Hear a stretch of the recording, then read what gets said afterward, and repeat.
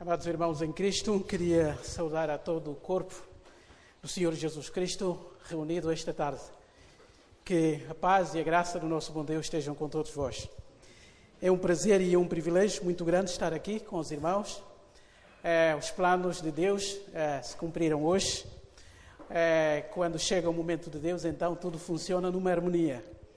É verdade que havia já esta proposta de estar aqui com os irmãos a partilhar a palavra de Deus, mas não foi possível até ao dia de hoje. E ainda pelas notícias que nos chegaram anteontem, eu pensava que não seria que seria possível, porque faleceu um irmão nosso, um amigo meu, ex-membro do Coral Bênção, praticamente da minha idade, deixando 4 filhos, e o funeral foi hoje. Portanto, estivemos lá na Terceira Igreja Batista em Lisboa, ontem e hoje, mas eu não pude acompanhar o corpo até ao cemitério porque tinha esse compromisso aqui. Então, em Deus não há coincidências. Coincidências são para os humanos, que não podem selecionar tudo e combinar tudo porque não sabem como tudo funciona. Para Deus há providência e nunca coincidências. E Deus permitiu que hoje pudéssemos estar aqui. Mais uma vez, obrigado, pastor Tiago, um amigo de longa data já, desde a sua adolescência ainda, lá em Queluz, e eu no seminário, fomos privando, fomos conversando, e Deus também o chamou a ele para o ministério pastoral, e eu tive o privilégio de estar também no dia da avaliação e do concílio, lá Moscavide, e foi muito bom, e deu-nos muita confiança, a mim deu-me muita confiança, porque a nossa oração a Deus é que Ele, como Senhor da Igreja, continua a mandar pregadores, homens que pregam a palavra. E temos acompanhado aquilo que Deus tem feito aqui, na Igreja da Lapa, pelos meios de comunicação social, e sabemos que aqui se prega a palavra. Sempre que eu convido alguém para pregar em Sete Rios, e essa pessoa me pergunta o que é que pregar, se há alguma coisa especial, e eu digo sempre, prega a Bíblia, por favor. Se quiser falar sobre outras coisas, então marcamos outro encontro. Para pregar em Sete Rios, por favor, pregue a Bíblia. É o que as igrejas precisam, é o que todos nós precisamos, porque não há informação, não há nada escrito no planeta Terra, desde que a escrita veio a existir, que se compare com aquilo que nós temos neste livro. Então nós temos a melhor mensagem do mundo que deve ser pregada. E eu queria partilhar com os irmãos também esses momentos. Mais uma vez, parabéns à igreja aqui por completar 88 anos, significando que daqui a 12 anos, se o Senhor Jesus não voltar antes, então os irmãos estarão a celebrar o centenário da existência, muitos anos de vida. Parabéns. Eu trago também saudações da Igreja Batista em Sete Rios. Nós lá em Sete Rios resolvemos o problema. Que sempre que íamos a uma igreja, a um culto de aniversário, era comum ouvir os membros das várias igrejas dizerem assim: eu não sou mandatado, não fui mandatado pela minha igreja, mas estou aqui e saúdo a igreja. Então nós resolvemos esse problema lá em Sete Rios. Qualquer membro da Igreja Batista em Sete Rios que esteja numa relação de comunhão perfeita com a sua comunidade lá em Sete Rios, é representante de Sete Rios em qualquer lugar. Só que depois de representar tem que trazer o relatório, não é? Tem que dizer, estive na igreja tal e representei a igreja lá. Então assim resolvemos o problema. Portanto, onde estiverem os membros de Sete Rios presentes num dia de aniversário, então eles são autorizados pela igreja para representar a nossa comunidade. Amados, a mensagem que eu trago esta tarde para todos nós aqui, para esta igreja em especial, que completa 88 anos, se encontra numa das cartas que o Paulo escreveu da prisão. A carta de Paulo aos Filipenses. Carta do apóstolo Paulo aos Filipenses, capítulo 1. Vamos ler os primeiros 11 versículos. Carta do apóstolo Paulo aos Filipenses, capítulo 1, versos 1 a 11.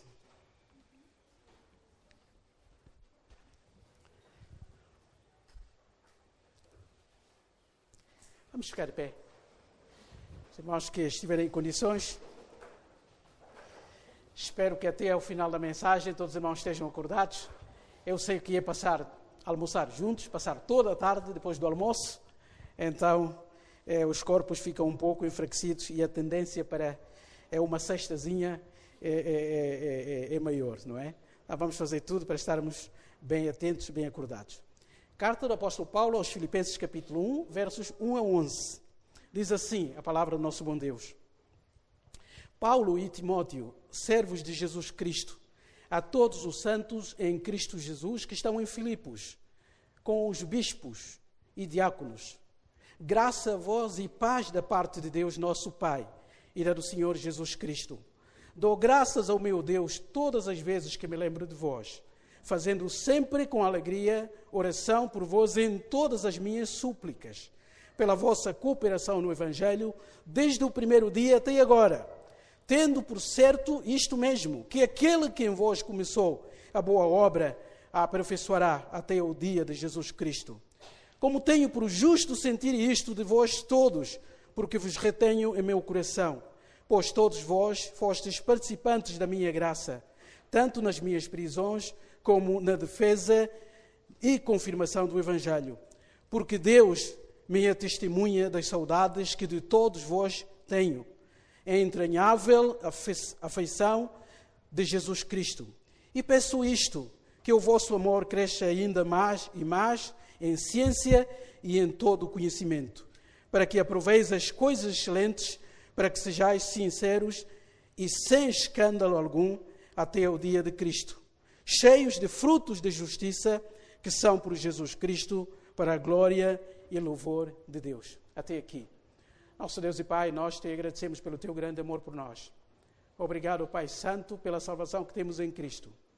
Obrigado por 12 irmãos que hoje irão dar o seu testemunho através do batismo. Obrigado pela forma maravilhosa como tu preservaste a tua igreja aqui, ao longo de muitas décadas, com altos e baixos, com poucos membros em algumas alturas, mas tu preservaste a tua igreja até aqui. Obrigado pela vida que flui do Senhor Jesus Cristo. Rogamos ao Pai a orientação do Espírito Santo neste momento, o grande Mestre, para esclarecer-nos, para ajudar-nos a entender a sua palavra. Pedimos ao Pai que tudo aquilo que possa provocar distração não tenha efeito nesse momento, mas apenas a tua voz seja ouvida. É esta a nossa oração de gratidão e de louvor que fazemos em nome do Senhor Jesus Cristo. Amém. Podem sentar-se, irmãos.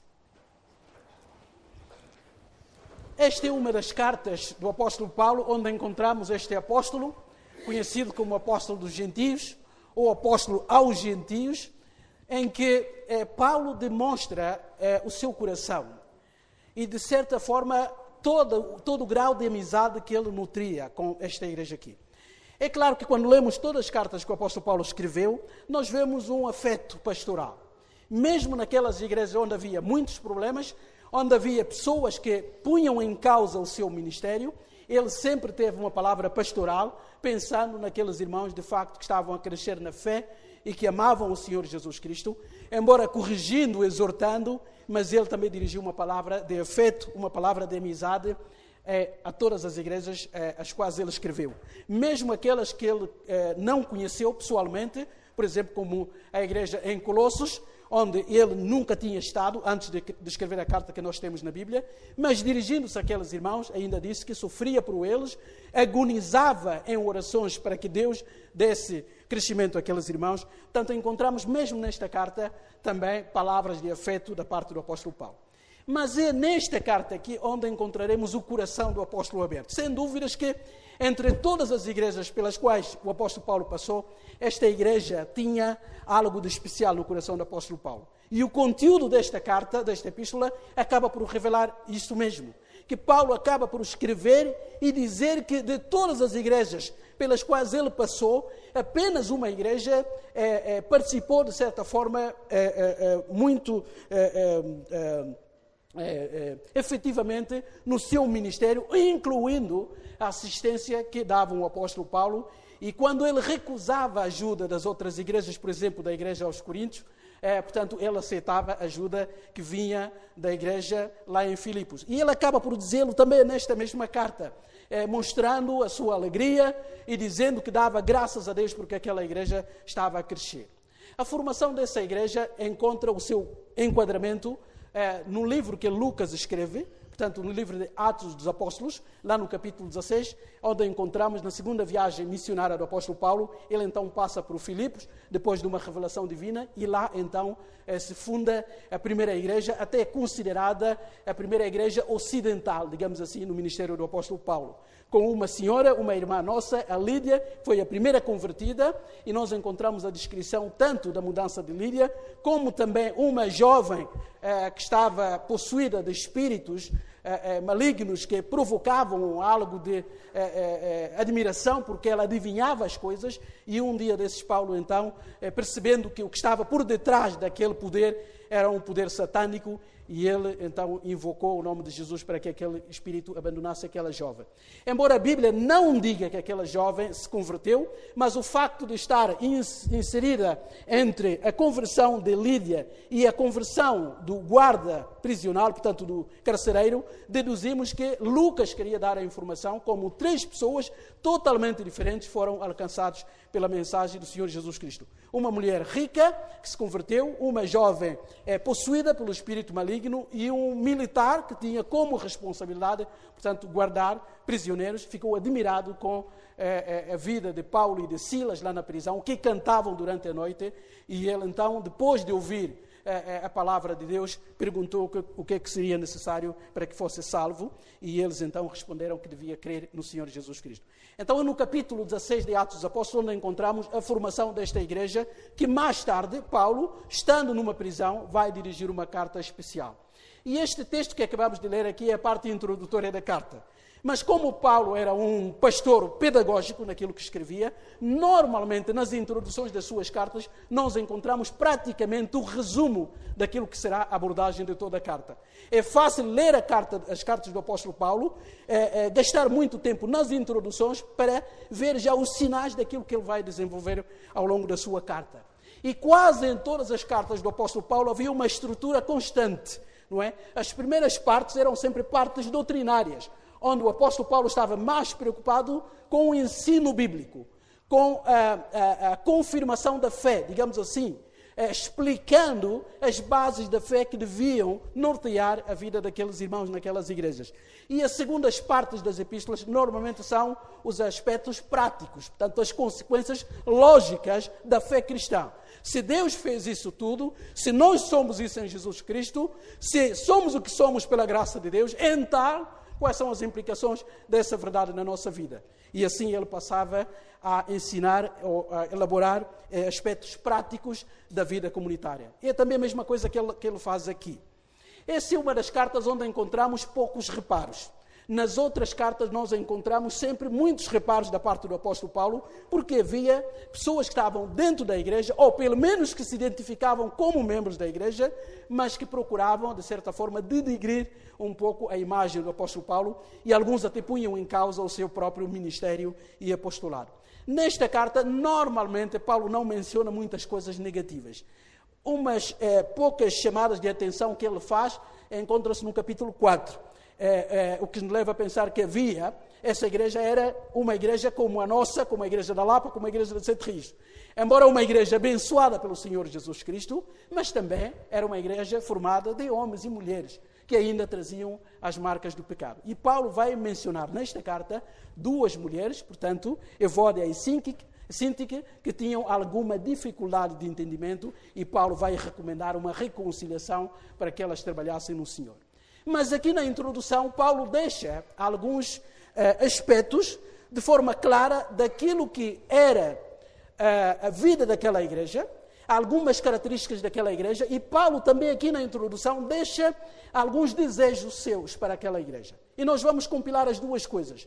Vamos pegar naquelas coisas que Paulo identificou como acontecendo naquela igreja, lá em Filipos, mas também o conteúdo das suas orações. E vamos pegar nesses 2 aspectos, então, para trazer a igreja da Lapa aqui presente, ver o que é que uma igreja, uma comunidade que glorifica a Deus deve fazer e deve ser. Quais são as características de uma comunidade que glorifica, de facto, o Senhor Jesus Cristo?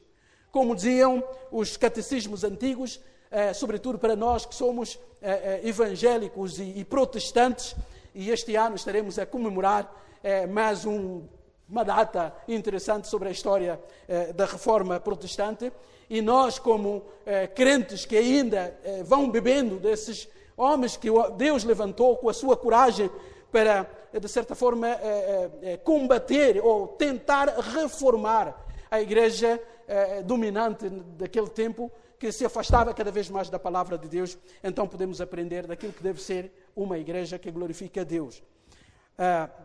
Paulo começa a sua carta desta forma. Então, os irmãos, acompanhem-me nesses versículos para vermos o que é que Paulo achava da igreja dos Filipenses, ou da igreja em Filipos, e qual era o desejo do seu coração. Qual era o maior desejo do seu coração, e será também, para mim, o meu maior desejo para a igreja de Deus aqui na Lapa.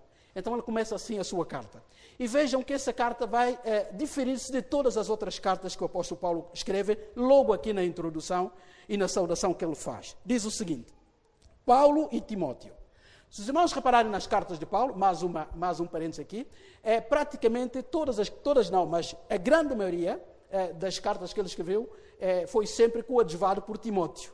Timóteo é sempre mencionado ao lado do apóstolo Paulo. Foi um discípulo muito próximo, um amigo, um jovem pastor que Paulo mentoreou, de certa forma, e ele foi sempre praticamente seu companheiro quando ele escrevia as cartas às várias igrejas. Então diz o texto bíblico: Paulo e Timóteo, servos de Jesus Cristo, a todos os santos em Cristo Jesus que estão em Filipos. Paulo identifica-se a si próprio, como também a Timóteo, como servos do Senhor Jesus Cristo. Ele podia ter escolhido uma palavra diferente, como diáconos do Senhor Jesus Cristo. Porque, afinal, aquele que está ao serviço do seu Senhor é um diácono, e é alguém que está ali para servir o seu Senhor. Mas ele vai escolher uma palavra que demonstrava humildade e a compreensão que Paulo tinha da sua pessoa e da sua missão. Ele vai usar uma palavra que é doulos, que significa escravo. Tanto que Paulo está a dizer literalmente, Paulo e Timóteo, escravos do Senhor Jesus Cristo. Portanto, ele considerava a sua vida cativa ao Senhor Jesus Cristo.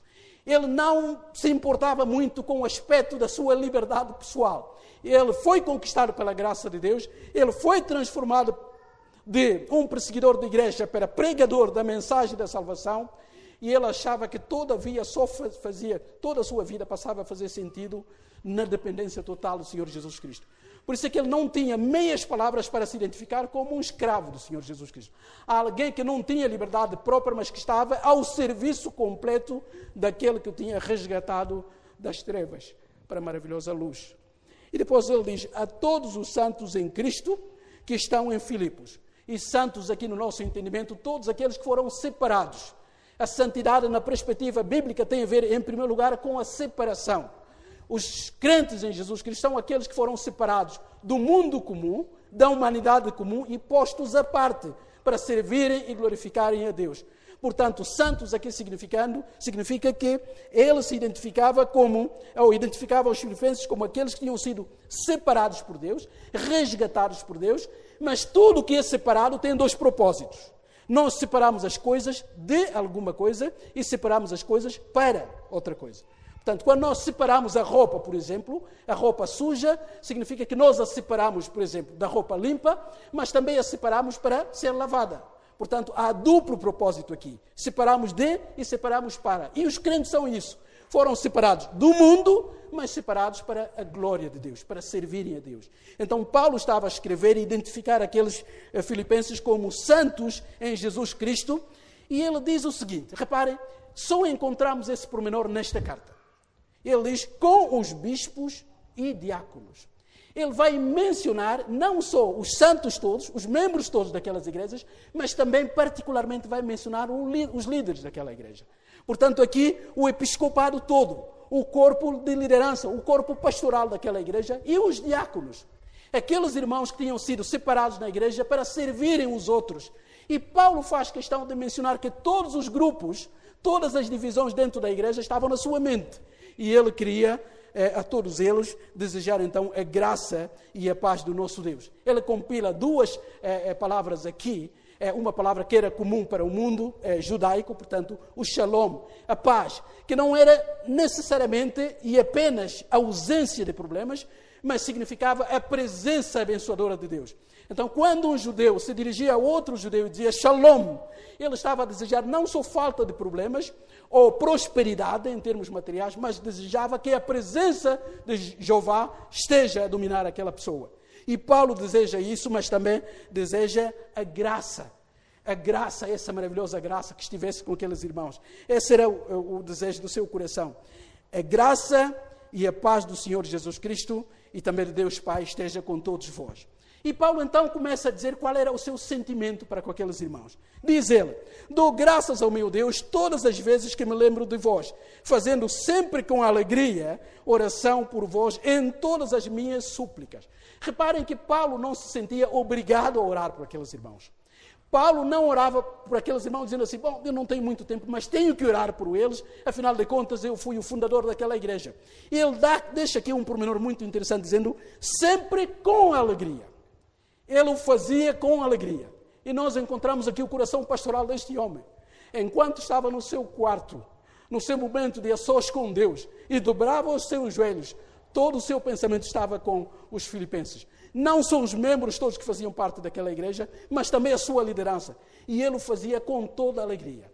Sempre que a sua mente se transportava e pensando nos momentos que passou lá em Filipos, ele dobrava os seus joelhos e louvava a Deus e fazia menção daqueles irmãos com súplicas.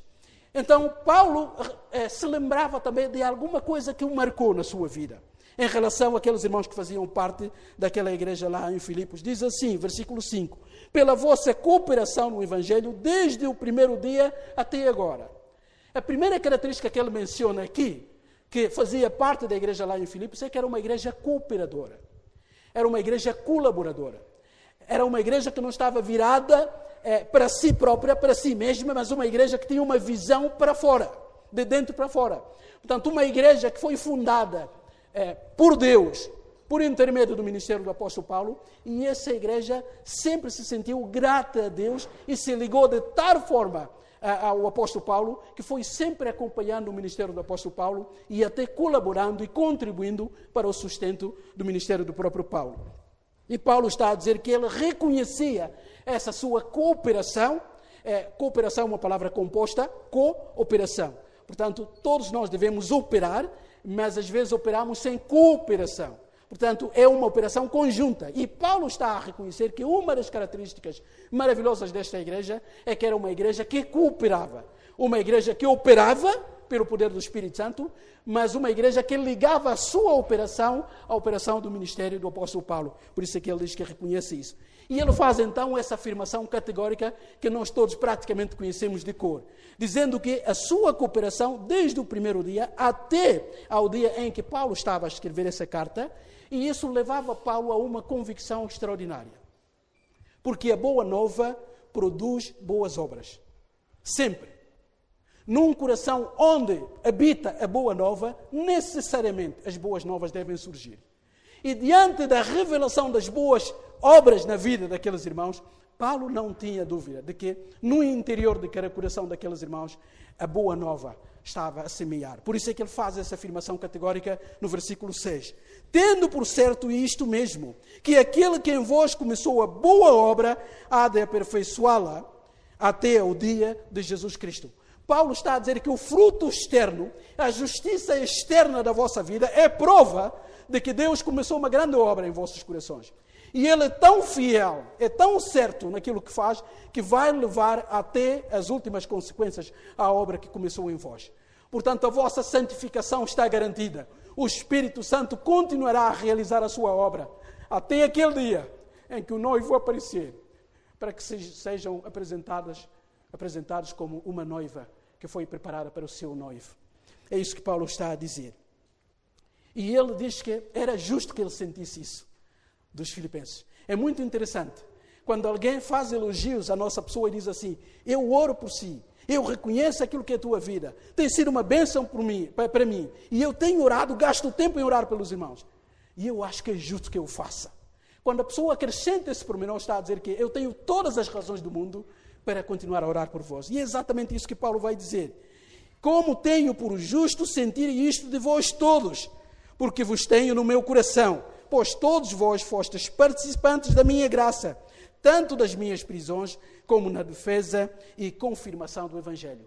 Paulo disse: eu reconheço em vós uma fidelidade extraordinária. Vocês são verdadeiros amigos. É que desde o primeiro tempo vocês sempre foram participantes, cooperadores, colaboradores na minha vida. E ele menciona 3 aspectos aqui. Eles, tanto nas prisões, como na apologia, na defesa, como na confirmação do Evangelho. Paulo está a dizer em todas as circunstâncias, mesmo quando estava em liberdade, ou quando estava preso, ou quando era ameaçado por grupos que queriam acabar com a minha vida, vocês sempre se mostraram fiéis e comprometidos, de certa forma, com o nosso relacionamento de amizade. Nunca me abandonaram. E eu nunca me vou esquecer disto. É isso que Paulo está a dizer àqueles irmãos que estavam lá em Filipos. É bom, imaginem agora que Paulo tenha fundado esta igreja aqui, não é? E um dia, passados alguns anos, escreva uma carta para a igreja aqui na Lapa e diga essas coisas bonitas sobre nós. Todos nós ficaríamos orgulhosos, não é? Ficávamos, o apóstolo está a dizer isso da nossa igreja.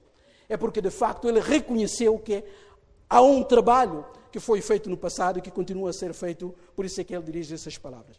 Então, em primeiro lugar, o que Paulo deixa bem claro aqui é que esta igreja é uma igreja cooperadora. Era uma igreja determinada a trabalhar e a participar no Evangelho. Não era uma igreja que apenas se limitava a receber as bênçãos da graça de Deus, mas uma igreja que estava pronta a partilhar essas mesmas bênçãos também com outras pessoas, e aqui, por intermédio do ministério do apóstolo Paulo. Mas depois Paulo vai invocar o nome de Deus. Só Paulo tinha coragem para fazer isso. Reparam que ele diz no versículo 8: porque Deus me é testemunha das saudades que de todos vós tenho, entranháveis afeição em Jesus Cristo. Para um judeu, fazer um juramento e invocar o nome de Deus e chamar Deus testemunha das declarações que está a fazer aqui, ou porque ele estava bem certo daquilo que estava a dizer, ou estava a cometer um atrevimento atroz.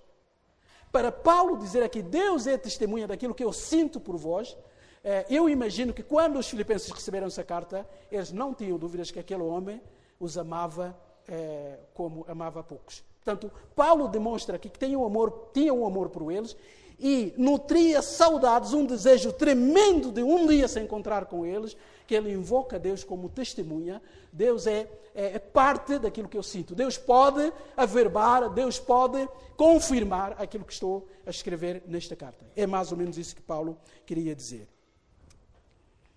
Então, Paulo, depois disso, ele agora mostra o teor das suas orações. Se ele reconheceu que a igreja em Filipos era uma igreja cooperadora, uma igreja fiel, uma igreja virada de dentro para fora, uma igreja que colaborava para que o Evangelho fosse espalhado, por isso apoiava o ministério de Paulo, provavelmente não só, para que muitas pessoas conhecessem o Evangelho. Agora, aqui no conteúdo das orações, nós encontramos algo que Paulo desejava que acontecesse na vida dos filipenses. E nós iremos aproveitar-nos desse desejo do apóstolo Paulo para aplicar à nossa igreja aqui. Então diz o apóstolo Paulo, ainda no versículo 8, porque Deus me é testemunha das saudades que de todos vós tenho, entranháveis afeição de Jesus Cristo. O que ele está a querer dizer na nossa língua de hoje é mais ou menos uma psicologia aqui daquele tempo. Portanto, na Bíblia nós encontramos com muita frequência a palavra entranhas, intestinos. Porque todos nós sabemos que quando ouvimos uma má notícia, por exemplo, um relatório médico, uma análise que saiu mal, ou um médico que conversa conosco e diz assim, olha, tem um problema grave, a parte do nosso organismo que fica logo em perturbação é a nossa parte digestiva, não é? Os nossos intestinos ficam baralhados, nós perdemos a fome, começamos a tremer, etc. E os antigos, quando falavam de sentimentos, do lado sentimental, usavam muito as entranhas, não é? Os intestinos. E quando diziam que eu tenho um relacionamento, um sentimento profundo por alguém, dizia que esse meu sentimento está expresso nas minhas entranhas. Então, por outras palavras, o que Paulo está a dizer é que Deus era testemunha dos sentimentos de profunda amizade que ele nutria com aqueles irmãos. Então, pedia isto. Vejam comigo o versículo 9. Que o vosso amor cresça ainda mais e mais em ciência e em todo o conhecimento. Algumas versões dizem em sabedoria e entendimento. Mas eu acho que os dois termos aqui podem ser traduzidos de forma um pouco mais aproximada, de conhecimento e percepção. Paulo tinha em mente isso. E reparem que ele liga essas duas coisas com o amor. Porque na perspectiva bíblica, o amor só cresce com o conhecimento. Portanto, nós não podemos ter uma religião, uma fé saudável sem o conhecimento. E, a princípio, quando os apóstolos falam em conhecimento, estavam a falar do conhecimento bíblico.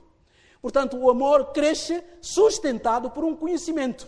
Não é? Há algo que nós sabemos, que a Bíblia nos ensina sobre o nosso Deus, que nos ajuda e nos estimula a amá-lo muito mais. Portanto, o nosso amor não é um amor inexplicável. Não é um amor inconsciente, digamos assim. Não é um sentimento bruto em si. O nosso amor é consequência da compreensão de que Deus nos amou primeiro. Eu sei em quem tenho crido, dizia o apóstolo Paulo. A nossa fé é baseada de uma forma consubstanciada. Nós sabemos em quem temos crido. Se alguém me perguntar por que é que eu sou um cristão, não sou um budista nem um muçulmano, a minha resposta não pode ser simplesmente porque eu nasci num país cristão. Essa não é a resposta bíblica. Eu sei em quem tenho crido. E Pedro chegou mesmo a dizer que nós devemos santificar o nome de Cristo e estarmos preparados para responder a todo aquele que nos pede a razão da esperança que é em nós. Amados, quem escreveu essas palavras foi um ex-pescador. Ele não esteve nas escolas rabínicas dos judeus daquele tempo. Mas ele aprendeu com o mestre. E ele chegou à conclusão de que a minha fé é uma fé sustentada. E eu posso responder porque é que eu sou cristão, porque é que eu sou crente. Porque a Bíblia dá-me o conhecimento desta mesma razão. E Paulo está a dizer que ele pedia a Deus de modo a que o seu amor crescesse mais e mais ainda em conhecimento, numa relação próxima com Deus, numa privacidade com Deus, numa intimidade com Deus e depois com discernimento, com entendimento. Portanto, os crentes em Filipos deviam ser pessoas cheias de amor, mas um amor que podia ser discernido, um amor que era entendível, um amor que podia ser explicado pela sua mente também. E Paulo diz que não só o conhecimento, mas também a percepção, não é? E ele diz que eles deviam crescer em amor, e esse era o desejo do apóstolo Paulo, e nos dá, neste caso, o segundo aspecto de uma igreja que glorifica a Deus. Não é só uma igreja que coopera, mas uma igreja que cresce, está em constante crescimento e um crescimento baseado no conhecimento da palavra de Deus. É isso que Paulo desejava que acontecesse lá em Filipos. E eu desejo também que isso aconteça aqui, que a igreja da Lapa seja uma igreja cooperadora no Evangelho, mas seja uma igreja onde cada membro esteja num processo de crescimento no seu amor, e um crescimento consubstanciado pelo conhecimento da palavra de Deus, mas também por uma análise sábia. E Paulo diz então a razão disso: para que aproveis as coisas excelentes, para que sejais sinceros e sem escândalo algum, até o dia de Cristo. Nesta carta Paulo vai repetindo muito até a ideia de Cristo. Mas quando ele diz para que aproveis as coisas excelentes, aprovar aqui é dokimazo, que dá a nossa palavra portuguesa documentação. Ou seja, Paulo está a dizer que o seu desejo era que eles crescessem no amor, sustentado por um conhecimento consolidado, mas também por uma análise, por uma avaliação não só da vida, da análise da vida, mas também das circunstâncias que rodeavam aqueles irmãos ali. Mas Paulo vai dizer que isso traria um discernimento. Eles seriam capazes de avaliar as coisas, como faziam os bereanos, ou como fizeram os bereanos. Quando Paulo chegou lá e pregou a palavra, e aplicou dizendo, olha, o Cristo prometido, o Messias do Velho Testamento, é Jesus de Nazaré. Os bereanos disseram assim, nós temos que verificar isso, temos que documentar isso. Nós temos que pegar em textos bíblicos existentes naquela altura, portanto o Velho Testamento, e confirmar se em Jesus Cristo todas as características do Messias foram cumpridas. E quando eles viram que tudo batia certo, então puderam receber a palavra que Paulo pregava. Essa é a ideia de Paulo aqui, dizendo que vocês devem crescer e como resultado desse crescimento, então sereis capazes de verificar, de aprovar ou de provar ou de testar tudo e selecionar aquelas coisas que são boas. Algumas traduções novas dizem aquilo que é melhor. Mas Paulo está a falar da excelência aqui.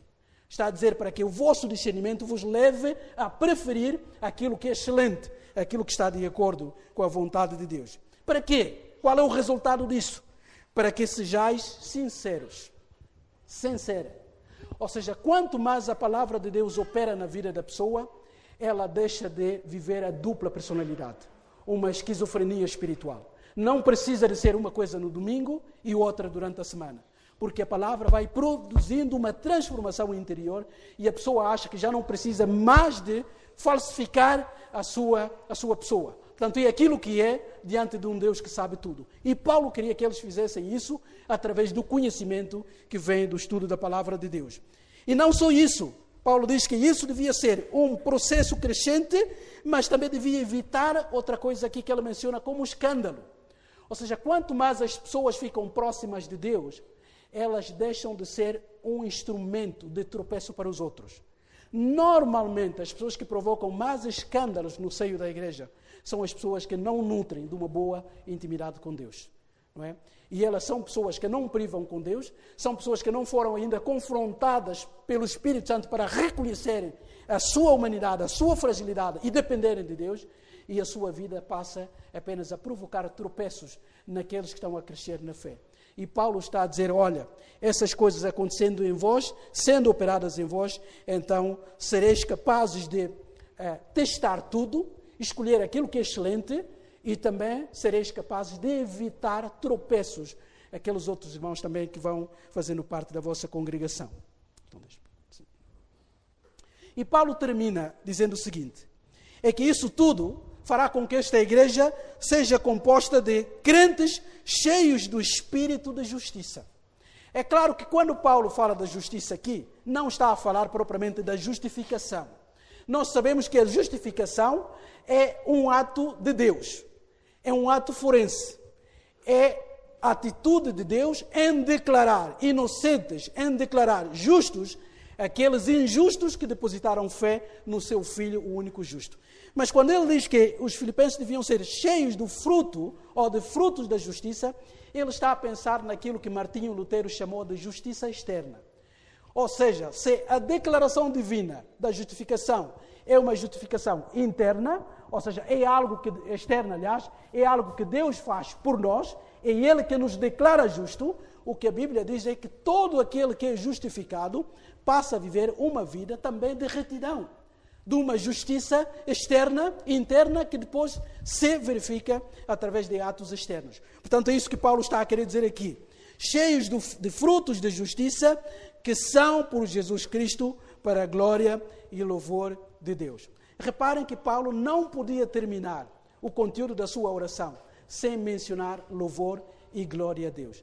Porque para o apóstolo Paulo, a razão final, ou o propósito da nossa salvação, é sempre a glória de Deus. A salvação nunca é um fim por si mesma.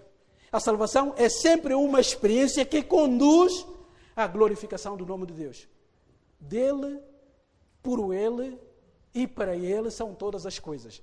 A Ele, pois, seja dada toda a honra e todo o louvor. Portanto, na perspectiva de Paulo, a vida só tem razão de ser quando atribui toda a glória a Deus. E Paulo está a dizer, olha, o desejo do meu coração é que vocês cresçam em amor, mas um amor cheio de conhecimento, cheio de percepção, cheio de entendimento. E que isso vos leve a uma capacidade de discernimento, para selecionarem tudo, escolherem as coisas excelentes e procurem viver com base nessas coisas. O que fará com que a vossa vida seja uma bênção e não uma vida que produza escândalos aos outros. E se isso acontecer, o apóstolo Paulo diz que não tenho dúvidas que isso irá produzir ou demonstrar através das vossas próprias vidas os frutos da justiça, ou seja, os frutos que nascem de uma vida cheia de justiça. E isso tudo não servirá para a vossa glorificação, para que as pessoas vos admirem, digam, este homem, esta mulher é maravilhoso, esta igreja é extraordinária. Não! O propósito final, para vocês viverem essa vida que eu oro a Deus, que seja uma realidade em vós, é que todos possam glorificar a Deus. Deus é sempre aquele que deve ser a razão da vida que nós levamos.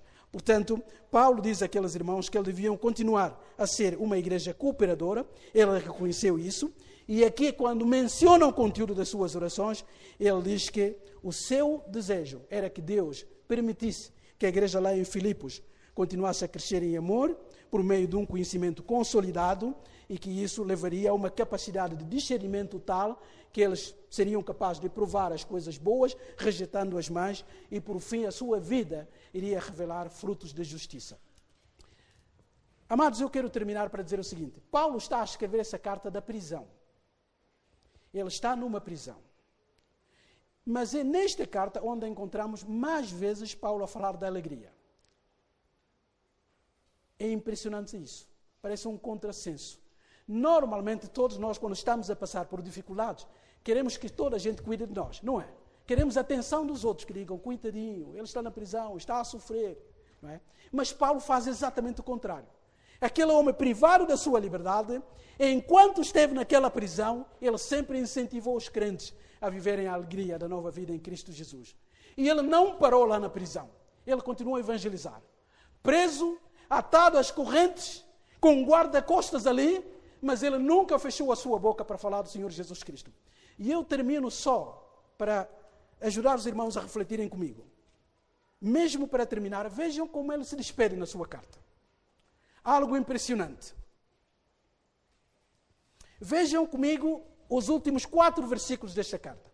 Ele escreve, exorta, estimula aqueles irmãos, agradece as ofertas que recebeu através de Epafrodito, e ele diz, olha, estou a mandar Epafrodito de volta para consolar a vossa vida, ele é um bom homem, sofreu durante a viagem, quase que morreu, para me trazer o dinheiro ou qualquer outro bem que vocês mandaram, e eu estou grato a Deus, e ainda por cima vou enviar Timóteo, mas eu estou a morrer de saudades vossas. E eu tenho certeza que um dia chegarei lá e vou compartilhar mais uma vez esse afeto que os irmãos partilham comigo. Agora, terminando a sua carta, vejam o que ele diz. A partir do versículo 20 do último capítulo. Ora, a nosso Deus e paz seja dada glória para todos sempre. Amém. Saudai a todos os santos em Cristo Jesus. Agora ele acrescenta. Os irmãos que estão comigo vos saúdam. Agora vejam o versículo 22. Todos os santos vos saúdam, mas principalmente os da casa de César. A graça de nosso Senhor Jesus Cristo esteja convosco todos, ou convosco todos, como está aqui. Amém. É impressionante. O que é que essa parte final está a dizer? É que Paulo, naquelas prisões, falou de Cristo. E durante o tempo da sua prisão, ele levou muitos aos pés de Cristo. Há alguns que faziam parte, aqui familiar, provavelmente não família direta de César, provavelmente funcionários, que trabalhavam em nome de César. Talvez alguns guardas, porque ele vai dizer no capítulo 2 que as suas prisões fizeram que até a própria guarda pretoriana fosse alcançada. Então, enquanto Paulo aguardava a sentença final, a palavra final do juiz, ele não ficou calado, lamentando a vida. Ele passou o tempo todo a conversar. Eu posso imaginar qual era a conversa de Paulo com os guardas. Porque naquele tempo o guarda estava ligado a uma corrente ao prisioneiro. Qual era a conversa diária do apóstolo Paulo? Futebol? Acho que não. Luta romana? Greco-romana? Não.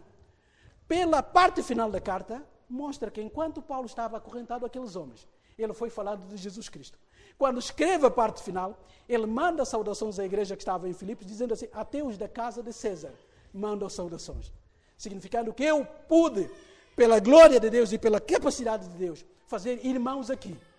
Aqueles que aparentemente eram meus inimigos se tornaram meus irmãos em Cristo. Portanto, eles também mandam saudações à igreja que está lá em Filipos. Amados, que Deus abençoe esta igreja aqui.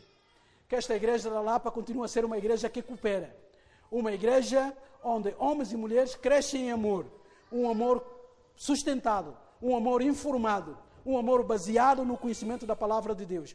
E que isso traga a esta igreja um discernimento, porque há muitos pregadores, há muitos ensinadores por aí, e nem todos amam a igreja do Senhor Jesus Cristo. Por isso é que pregam muito menos que a palavra de Deus que devia ser pregada. Mas Paulo disse àqueles irmãos que deviam ter discernimento para avaliar as coisas. Que Deus abençoe as nossas vidas para que sejam bênção para os outros, e não um instrumento ou de escândalo ou pedra de tropeço.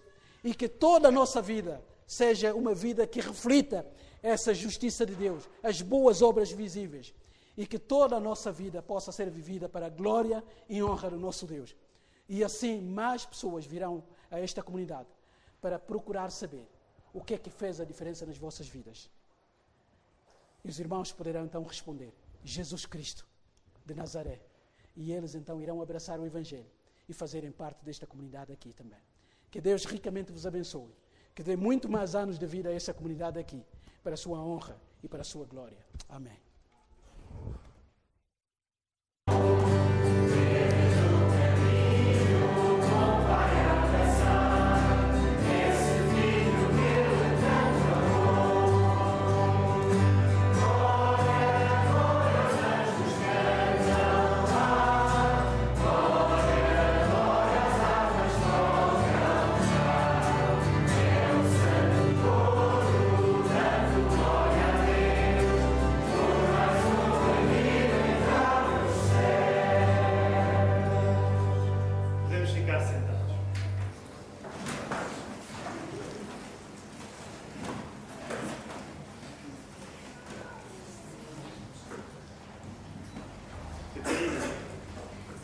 Crês que Jesus Cristo é o Filho de Deus?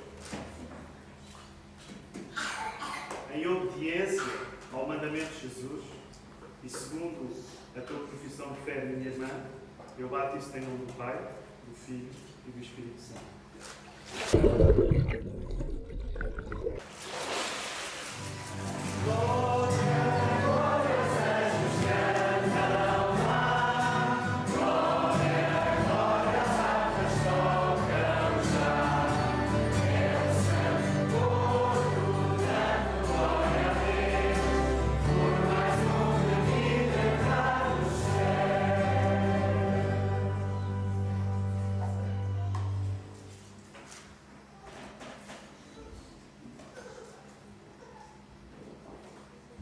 António, tu acreditas que Jesus Cristo é o Filho de Deus? Sim. Em obediência à grande comissão dada pelo Senhor Jesus e segundo a profissão da tua fé, meu irmão, eu batizo-te em nome do Pai, do Filho e do Espírito Santo.